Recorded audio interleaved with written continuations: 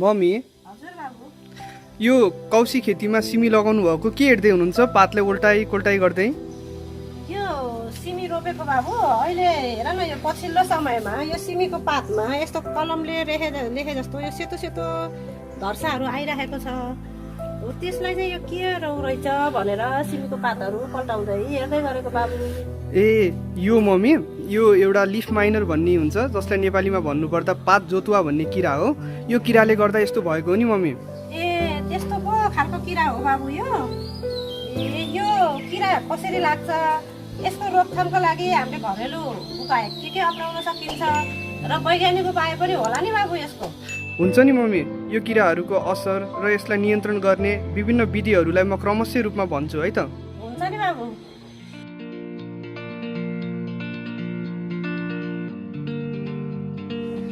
अब हामी कुरा गरौँ यस किराको जीवन चक्रमा यसको लाइफ साइकल हेर्नुपर्दा यसको जीवन चक्रमा 4वटा मुख्य अवस्थाहरू हुन्छन् त्यो हो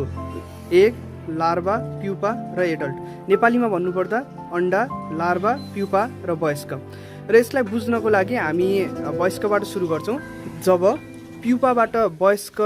हाम्रो लिफ माइनर बन्छ अब मादा वयस्कले पातहरूको सतहमा र फलहरूको सतहमा अन्डा पार्ने गर्दछ र यसरी पारेको अन्डाको तपाईँहरूले यहाँ डोबहरू देख्न सक्नुहुन्छ पातमा र अब अन्डा पारेको 1 हप्ताभित्रमा यो अन्डाबाट लार्भा निस्किन्छ र जुन लार्भा निस्किन साथ पातलाई खान सुरु गर्दछ र यसले पातको एपिडर्मिस भन्दा तलपट्टिको लेयरमा यसले खान सुरु गर्दछ जस कारणले गर्दाखेरि यो पातमा लेखेको जस्तो खालको हामीले देखिन्छ र यसरी पात खान सुरु गरिसकेपछि विभिन्न यसको वयस्क हुने अवस्थामा जाँदै गर्दा अब लार्भा प्युपा अवस्थामा पुग्दछ र प्युपा अवस्थामा गइसकेपछि यो लार्भाले पातहरूलाई खुम्चाएर अथवा बटारेर त्यो भित्र आफ्नो प्युपा अवस्था पूर्ण गर्छ भने यदि अनुकूल वातावरण छ भने अब उक्त प्युपा माटोमा जान्छ र माटोमा गइसकेपछि त्यसले त्यसमा हाइबरनेसन अथवा सुसुप्त अवस्थामा बस्दछ र यसरी सुसुप्त अवस्थामा बसिसकेपछि जब फेरि वातावरणमा तापक्रम राइज हुन्छ अथवा टेम्परेचर बढ्छ तब फेरि त्यो प्युपाबाट फेरि एडल्ट बन्छ र एडल्टले फेरि यसरी नै पुनः फेरि पातमा गएर अन्डा पार्छ र आफ्नो जीवन चक्रलाई कन्टिन्यू गरिरहेको हुन्छ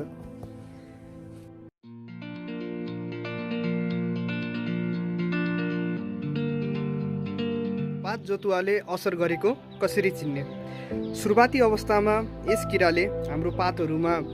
यसरी कलमले लेखेको जस्तो गरेर सेतो धर्को पारेको जस्तो देखिन्छ यो एकदमै राम्रो सङ्केत हुन्छ यो लिफ माइनरको आक्रमण भएको थाहा पाउने कुरा र बिस्तारै जब यो किराले बढी असर गर्दै जान्छ तब पातहरूमा ग्रे कलरको अथवा पहेँलो रङको यस्ता धब्बाहरू देखिन्छन् र यो भयो पातमा र यसरी नै यसको हामीले असर फलमा पनि देख्न सकिन्छ मुख्यतः टमाटरहरूमा लाग्ने लिफ माइनरहरूको केसमा हाम्रो जुन टमाटरको फल हुन्छ हो उक्त फलमा एउटा सानो डोब अथवा कालो खालको डोब जस्तो देखिन्छ र त्यो डोबमा खास गरी हाम्रो वयस्क मादाले त्यसमा अन्डा पारेको हुन्छ र त्यो अन्डाबाट लार्भाको सिर्जना हुन्छ र त्यसले हाम्रो फललाई पनि नोक्सान गर्दछ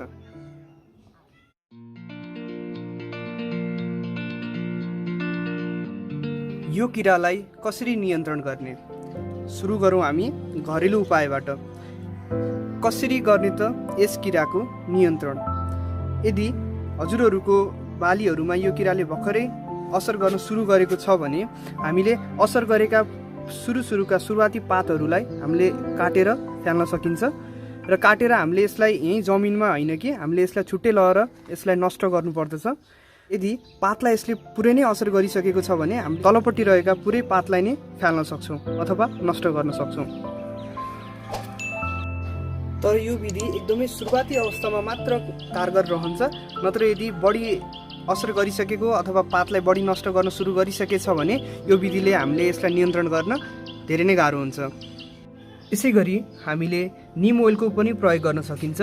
निम ओइल प्रयोग गर्दा 1 देखि 2 ml प्रति लिटर पानीमा घोलेर यसमा स्प्रे गर्नुपर्दछ 2 देखि 3 दिनको अन्तरालमा जबसम्म यो किराको नियन्त्रण हुँदैन यदि तपाईहरूलाई घरमै निमको कीटनाशक बनाउन चाहनुहुन्छ भने त्यस सम्बन्धी भिडियो हामीले यस च्यानलमा पहिला नै हालिसकेका छौँ हजुरहरूले यस भिडियोको तल डिस्क्रिप्सनमा अथवा माथिपट्टिको आई बटनमा थिचेर उक्त भिडियो हेर्न सक्नुहुनेछ एकदमै सजिलो विधि तर अलि पहिले नै अपनाउनु पर्ने भनेको येलो स्टिकी ट्र्याप अथवा ब्लू स्टिकी ट्र्याप। र यदि हामीले यसरी ट्र्यापहरू अथवा स्टिकी ट्र्यापहरूलाई प्रयोग गरियो भने यसको वयस्कलाई हामीले सजिलै नियन्त्रण गर्न सकिन्छ र यो किराबाट हुने हानिहरूबाट पनि बच्न सकिन्छ। र यसै गरी हामीले गाईको गौत पनि प्रयोग गर्न सकिन्छ। गाईको गौत हाम्रो वयस्क बिरुवामा 1:4 भनेको 1 भाग गाईको गौत र 4 भाग पानीको मिश्रण बनाएर हामीले यदि हरेक 3 देखि 4 दिनको अन्तरालमा स्प्रे गरियो भने पनि यस किरालाई नियन्त्रण गर्न सकिन्छ।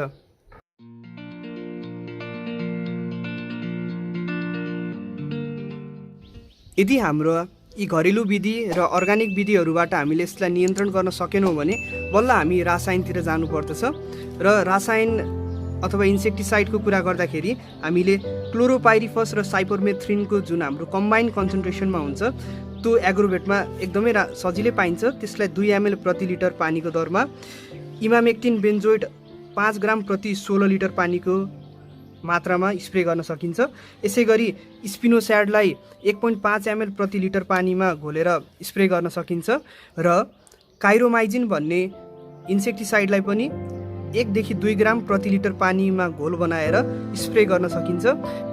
यदि हामीले वयस्क बिरुवाहरूमा यो रसायनहरूका प्रयोग गरेका छौँ भने हामीले त्यस बोटबाट फलहरूलाई 7 दिनभित्रमा खानु हुँदैन। यसको अर्थात् हामीले फलहरूलाई 7 दिनको वेटिङ पिरियड दिनुपर्दछ। र यदि हामीले 7 दिनभन्दा पहिला नै यो फलहरूलाई टिपेर खायौँ भने यो फलहरूमा ती रासायनहरूको विषादीहरू लागिरहेका हुन्छन्, हाम्रो खाना हुँदै शरीरमा जाने सम्भावना रहन्छ। हवस् त,